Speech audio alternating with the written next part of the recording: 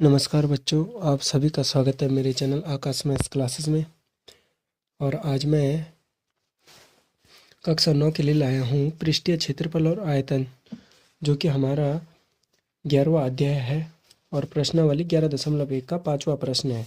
कि हमारे पास यहाँ पे दिया है कि 8 मीटर ऊंचाई और आधार की त्रिज्या 6 सेंटीमीटर वाले एक शंकु का आकार तंबू बनाने में शंकु के आकार का तंबू बनाने में 3 मीटर चौड़े त्रिपाल की कितनी लंबाई लगेगी।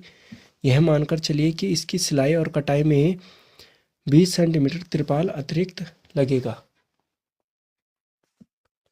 तो इसको कैसे हमें हल करना है और यहाँ पे हमें प्रश्न का उत्तर कैसे ज्ञात करना है, इसमें हम यह देखेंगे कि हम शंकु की त्रिज्या ऊंचाई कैसे ज्ञात करते हैं और शंकु का वक्र पृष्ठीय क्षेत्रफल, और इसमें हम यह देखेंगे कि त्रिपाल की लंबाई हम कैसे ज्ञात करेंगे।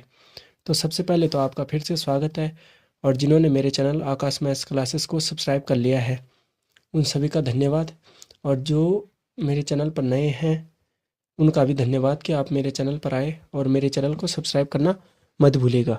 तो चलिए ज़्यादा समय न लेते हुए इस टॉपिक को शुरू करते हैं। कि हमारे पास हो जाएगा, यहाँ पे इसको हल करते हैं। तो सबसे पहले तो आपको प्रश्न को यहाँ पे ध्यान से पढ़ना है कि हमारे पास दिया है शंकु की ऊंचाई और आधार की त्रिज्या। ठीक है, तो यहाँ पे लिख देते हैं हम कि शंकु की ऊंचाई। ठीक है, यहाँ पे हम लिखते हैं शंकु की ऊंचाई, जिसे हम बोलते हैं हाइट। ऊंचाई h बराबर कितना दिया है, 8 मीटर। ठीक है बच्चों, कितना दिया है, 8 मीटर दिया है। और फिर हमारे पास दिया है आधार की त्रिज्या, कि यहाँ पे है शंकु के आधार की त्रिज्या। दूसरा है शंकु के आधार की त्रिज्या, जिसे हम बोलते हैं r। ठीक है, r से व्यक्त किया जाता है। तो त्रिज्या हमारे पास कितनी दी है, हमारे पास दी है 6 मीटर। तो सबसे पहले तो हमें यहाँ पे क्या करना है, शंकु की त्रिज्या ऊंचाई ज्ञात करनी है। तो शंकु की त्रिज्या ऊंचाई ज्ञात करने के लिए हम क्या करते हैं, सूत्र का प्रयोग करते हैं कि शंकु की त्रिज्या ऊंचाई, जिसे हम L से व्यक्त करते हैं।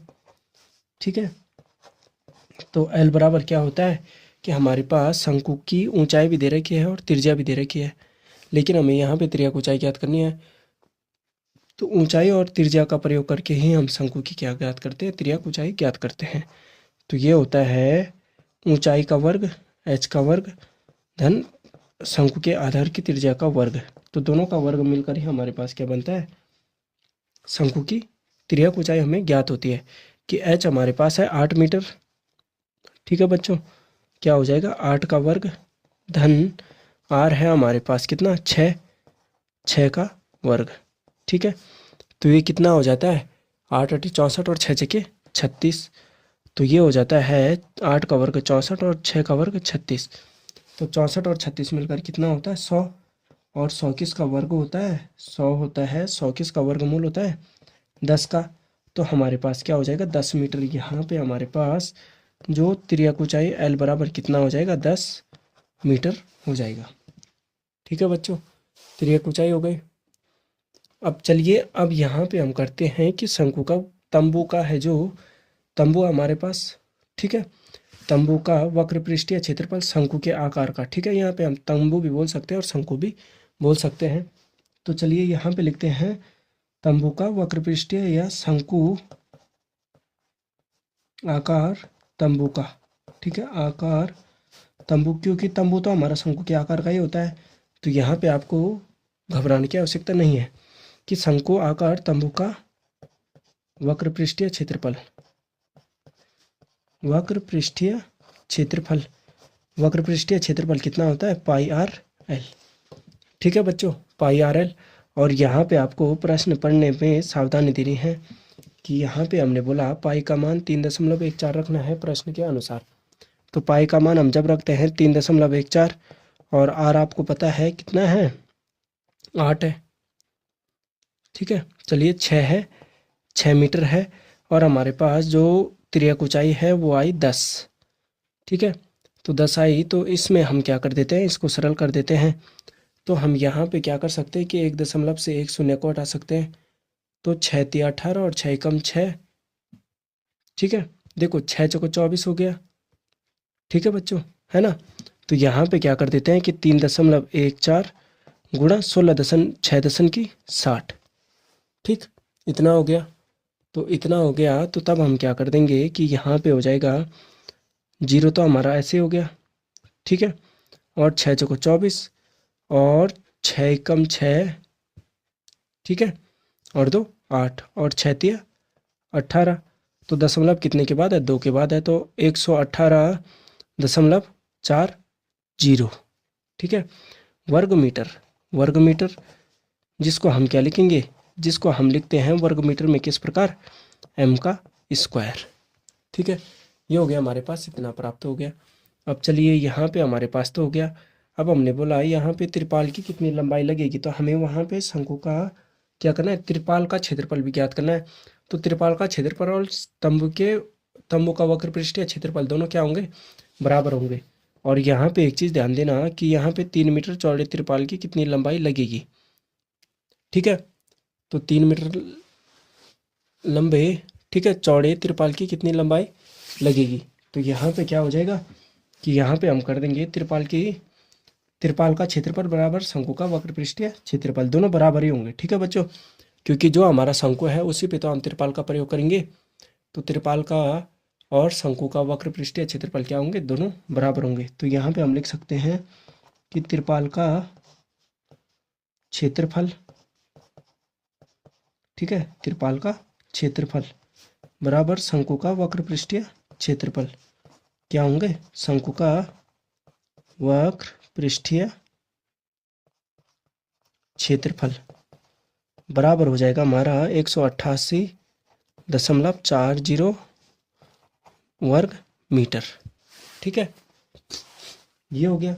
तो अब हमारे पास अगला पद क्या हो जाएगा कि त्रिपाल की चौड़ाई बोल रखी है 3 मीटर। ठीक है, तो त्रिपाल की लंबाई अब हमें ज्ञात करनी है। तो त्रिपाल की चौड़ाई कितनी दे रखी है, यहाँ पे हम लिख देंगे त्रिपाल की चौड़ाई 3 मीटर होने पर, 3 मीटर देने पर क्या हो जाएगा, देने पर त्रिपाल की लंबाई, ठीक है, क्या हो जाएगा, त्रिपाल की लंबाई, त्रिपाल की लंबाई बराबर क्या हो जाएगा बच्चों, त्रिपाल की लंबाई बराबर हो जाएगा हमारे पास, देखिए यहाँ पे हमें त्रिपाल की लंबाई ज्ञात करनी है।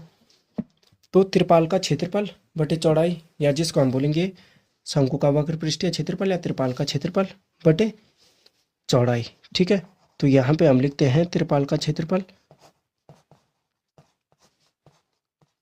बटे चौड़ाई। ठीक है, क्योंकि हमारे पास चौड़ाई तो दे रखी है 3 मीटर। तो अब क्या हो जाएगा, इस स्थिति में हमारे पास हो जाएगा कि हमारे पास था 188.40 मीटर, तो हमारे पास त्रिपाल का क्षेत्रफल या शंकु का वक्र पृष्ठीय क्षेत्रफल था और ऊंचाई दे रखी थी 3 मीटर। तो इसको हम जब काटते हैं तो यहाँ पे 3 छक्के तो 18 हो गया। ठीक है, और 3 दूनी 6 और 3 अठे 24, तो दशमलव से वो हट जाएगा, शून्य हटा, तो ये कितना हो जाएगा, 0 हो गया इतना, तो 62.80 मीटर। ठीक है, क्या हो जाएगा, त्रिपाल की लंबाई। अब त्रिपाल की लंबाई तो ये हो गई। अब फिर हमारे पास एक स्थिति और ध्यान देना कि यहाँ पे इसकी लंबाई और कटाई में 20 सेंटीमीटर त्रिपाल अतिरिक्त लगेगा। तो जब ये मीटर में है तो तब हम क्या बोल देंगे कि 20 सेंटीमीटर त्रिपाल,